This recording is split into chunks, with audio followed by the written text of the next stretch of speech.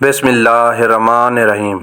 السلام علیکم دوستو، میدان کربلا میں 10 محرم الحرام 61 ہجری کے دن جہاں کڑیل جوانوں، بوڑھوں، بچوں، شیرخوار مہمانوں، اصحاب محترم اور خاندان رسول اللہ صلی اللہ علیہ وسلم سے تعلق رکھنے والوں نے اپنی جانوں کی قربانیاں دے کر تاریخ رقم کی ہے، تو وہیں اس معرکہ کے حق و باطل میں خواتین، جنہیں عام طور پر صنف نازک کہا اور سمجھا جاتا ہے، اور یہ بھی ایسا کردار ادا کیا کہ اسے کبھی فراموش نہیں کیا جا سکتا، ان خواتین میں بنت علی سید زینب رضی اللہ تعالیٰ عنہ کا نام تاریخ کربلا میں نہ مٹنے والا نقوش رکھتا ہے۔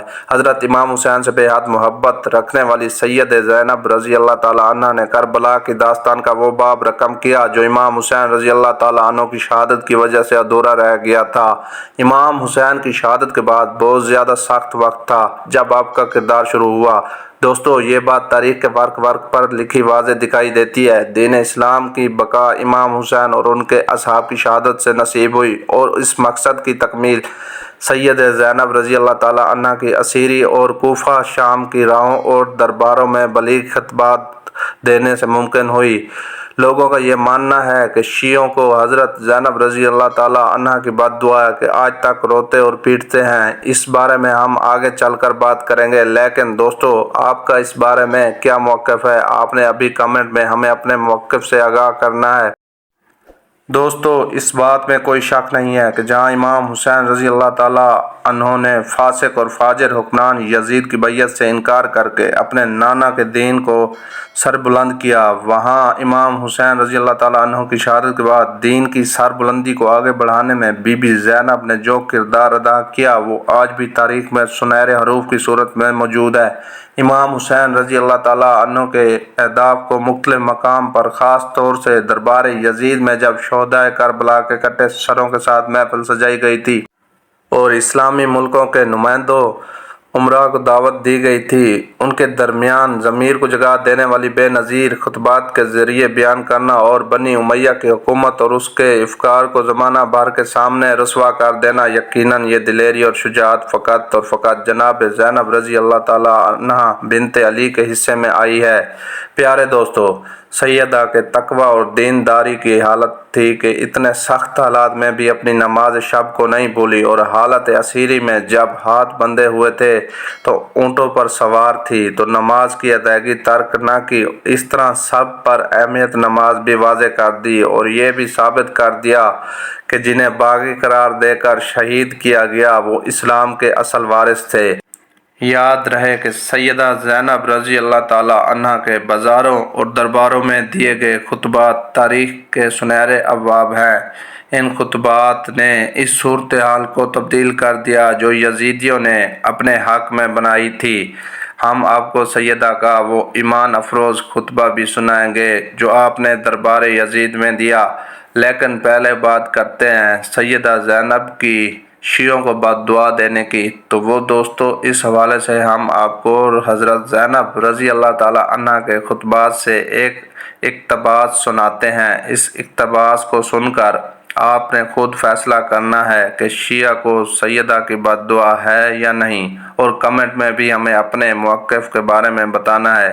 پیارے دوستو، اقتباس کچھ یوں ہے کہ سیدہ زینب رضی اللہ تعالیٰ عنہ نے بازار کوفہ میں کوفیوں سے خطاب کرتے ہوئے فرمایا تھا: اے مکار غدار خائن کوفیوں، خدا کبھی تمہارے آنسوؤں کو خشک نہ کرے۔ تمہاری قسمت میں سوائے خدا کی ناراضگی اور عذاب دوزخ کے سوا کچھ نہیں۔ رو اور خوب رو، چونکہ تمہارے نصیب میں صرف رونا ہی لکھا ہے۔ ذلت و خواری تمہارا مقدر بن چکی ہے۔ تم نے کام ہی ایسا کیا ہے کہ قریب ہے کہ آسمان زمین پر آ جائے، زمین پھٹ جائے، پہاڑ ٹکڑے ٹکڑے ہو جائیں۔ اگر خدا کا عذاب ابھی تم پر نہیں آیا، اس کا مطلب یہ نہیں کہ تم محفوظ ہو۔ خدا عذاب کو ہمیشہ فوراً نہیں بھیجتا، لیکن ایسا بھی نہیں ہے کہ مظلوموں کو انصاف نہ دلائے۔ دوستو، جیسا کہ پہلے بھی کہا کہ اب فیصلہ آپ نے کرنا ہے کہ شیعوں کو بی بی زینب رضی اللہ تعالیٰ عنہ کی بد دعا ہے یا نہیں، تو ابھی اپنا جواب کمنٹ کر کے ہمیں بتائیے۔ پیارے دوستو، سیدہ زینب رضی اللہ تعالیٰ عنہ کی فصاحت و بلاغت اور لب و لہجے کا یہ حال تھا کہ ہر کوفی حیران تھا کہ کیا علی دوبارہ آ گئے ہیں۔ باپ اور بیٹی کے درمیان ایسی فکری اور لسانی شبہات طریق پیش کرنے سے قاصر ہے۔ آپ کی شجاعت اور دلیری کا یہ عالم تھا کہ حضرت زینب رضی اللہ تعالیٰ عنہ عبید اللہ بن زیاد کے دربار میں یوں گویا ہوئی، خدا کا شکر ہے کہ اس نے اپنے رسول کے ذریعے ہمیں عزت بخشی اور گناہ سے دور رکھا۔ رسوا تو صرف فاسق ہوتے ہیں، جھوٹ تو صرف تجھ جیسے بدکار بولتے ہیں، الحمدللہ کہ ہم بد کردار نہیں ہیں۔ یوں آپ رضی اللہ تعالیٰ عنہ نے ابن زیاد کو منہ توڑ جواب دیتے ہوئے اپنی دلیری کا مظاہرہ کیا۔ پیارے دوستو، اگر امام حسین رضی اللہ تعالیٰ عنہ کی شہادت پر سیدہ ہمت ہار جاتی تو کربلا کے صحرا میں لکھی گئی داستان شجاعت و حریت کا علم کسی کا بھی نہ ہوتا۔ یقیناً امام حسین اور ان کے جانثار ساتھیوں کی بے مثال قربانیاں رہ گاہ چلی جاتی اور آج ہر سو یزیدیت کا راج ہوتا۔ دین کی شکل نہ جانے کیسی ہوتی، جو بھی ہوتی وہ محمد رسول صلی اللہ علیہ وسلم کا لایا ہوا دین ہرگز نہ ہوتا۔ سیدہ زینب نے اس موقع پر مختارات پاک بیبیوں اور شہداء کی بیوگانوں کی ہمت نہیں ٹوٹنے دی، ان کے حوصلے بلند رکھے اور انہیں جلتے خیموں اور یزیدیوں کی لوٹ مار سے بچایا۔ اس موقع پر سب سے اہم ترین کام امام زین العابدین جو حالت بیماری میں خیمے میں موجود تھے، شمر کے مظالم سے بچایا اور شمر کے سامنے ڈٹ گئے اور یہ کہا کہ تمہیں میری لاشوں سے گزر کر جانا ہوگا۔ اس طرح جلتے خیموں سے امام زین العابدین کو اٹھا لائیں اور امامت کے چراغ کو بجھنے نہیں دیا۔ پیارے دوستو، اب سیدہ کا وہ ایمان افروز خطبہ ملاحظہ فرمائیں اور اپنے ایمان کو تازہ کریں۔ آپ یزید کے دربار میں یوں مخاطب ہوئیں: خدا نے سچ فرمایا کہ جن لوگوں نے برے اور گھنونے کام کیے ان کی سزا ان لوگوں جیسی ہے جنہوں نے الہی آیات کی تکذیب کی اور اس کا مذاق اڑایا۔ اے یزید، کیا تو الہی فرمان کو بھول گیا کہ خدا نے فرمایا کافر خوش فہمی میں مبتلا نہ ہو جائیں۔ اگر ہم نے مہلت دی ہے تو اس کا مطلب یہ ہوا کہ ہم ان کی بھلائی چاہتے ہیں؟ ہرگز ایسا نہیں ہے، بلکہ ہم نے اس لیے انہیں مہلت دی ہے تاکہ زیادہ سے زیادہ گناہ کر سکیں اور آخر کار سخت ترین عذاب میں گرفتار ہوں اور ان کی بخشش کا کوئی راستہ نہ رہ جائے۔ اے اس آدمی کے بیٹے جسے میرے جد پیغمبر صلی اللہ علیہ وسلم نے اسیر کرنے کے بعد آزاد کر دیا، کیا یہی عدل و انصاف ہے کہ تو اپنی عورتوں اور کنیزوں کو پس پردہ بٹھائے اور رسول کی بیٹیوں کو اسیر کر کے دیار بدیار پھرائے؟ اے یزید، تو نے ابھی اپنے آبا و اجداد کو یاد کیا ہے، گھبراؤ نہیں، تم بھی جلد انہی کے پاس پہنچنے والے ہو اور پھر تمنا کرو گے اے کاش تمہاری زبان گونگی ہو گئی ہوتی اور اہل بیت کو برا بھلا نہ کہتے، اے کاش تمہارا ہاتھ شل ہو گیا ہوتا۔ جو لوگ رائے خدا میں قتل کر دیے گئے انہیں ہرگز نہ سمجھنا، بلکہ وہ زندہ ہیں اور اللہ کی طرف سے رزق پاتے ہیں۔ یزید، تیری حیثیت میری نگاہ میں نہایت پست و حقیر ہے اور میں بے پناہ تیری ملامت کرتی ہوں اور تجھے بہت ذلیل اور خوار سمجھتی ہوں۔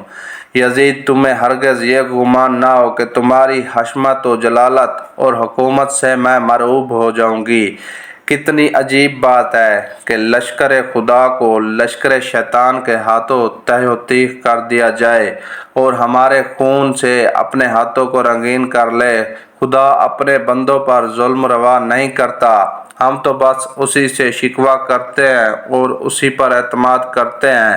لہٰذا جو فریب و حیلہ چاہے کر لے اور جتنی طاقت ہے آزما لے اور کوشش کر کے دیکھ لے، خدا کی قسم ہمیں اور ہماری یادوں کو مومنین کے دل سے نہ مٹا سکے گا اور ہمارے گھر میں نزول وحی کو کبھی جھٹلا نہ سکے گا۔ خدا کا شکر ہے کہ اس نے ہمارے بزرگوں کو سعادت و مغفرت کے ساتھ اس دنیا سے اٹھایا اور ان کے بعد والوں کو مقام میں شہادت اور حجت پر فیض کیا۔ دوستو، یوں سیدہ زینب رضی اللہ تعالیٰ عنہ نے یزید کے دربار میں اسے آئینہ دکھایا، اس حال میں کہ آپ اسیر تھیں۔ آپ کے بھائی کا سر مبارک اس کے سامنے تھال میں رکھا تھا اور وہ نواسہ رسول کے دندان مبارک پر چھڑی مار کر توہین کر رہا تھا۔ مختلف ممالک سفراء کو دعوت دی گئی تھی کہ وہ تماشا دیکھے، مگر تماشا دکھانے کے خواہش مند خود ان کے سامنے تماشا بن گئے۔ اللہ پاک کی لاکھوں کروڑوں رحمتیں سیدہ مطہرہ کی قبر مبارک پر برسیں، آمین۔ پیارے دوستو، ہم یہ امید کرتے ہیں کہ آپ کو ہماری آج کی ویڈیو ضرور پسند آئی ہوگی۔ چینل کو ضرور سبسکرائب کر لیں اور اللہ تعالیٰ آپ کو اپنے حفظ و امان میں رکھے، آمین۔